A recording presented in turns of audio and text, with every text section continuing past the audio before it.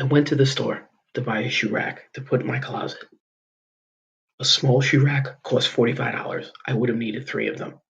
That's when I got the idea. Why don't I build my own? This is a list of the equipment that I had available to me. The Kreg jig is a pocket hole jig. I use that to join the wood on the sides of my shoe rack.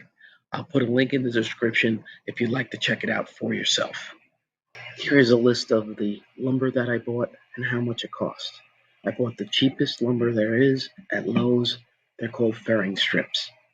Here's my cut list so I could make a shoe rack 4 feet wide, 22 inches high, and 13 inches deep.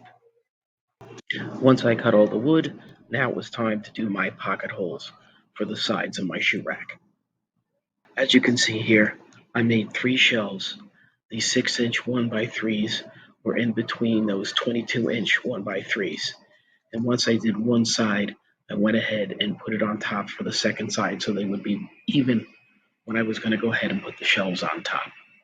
For building the shelves, I used the 2x2s, one on each side, and then I put the 1x3 strips, putting them evenly spaced apart, nailing them to the 2x2s. I made 3 shelves exactly the same way. Now it was time to attach the shelves to the sides. I started 1 inch from the bottom, and then you can see here I stacked wood on either side. They're about 9 inches apart, the shelves. I forgot to mention that when I attach the sides with screws and a screw gun, or I use a hammer and nails to attach the 1x2 strips, I always went ahead and drilled a little pilot hole first, because this wood is going to split fairly easily.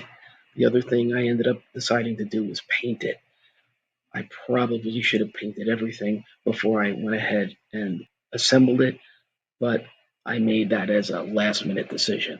Here you can see why I needed a shoe rack, and quite a big one.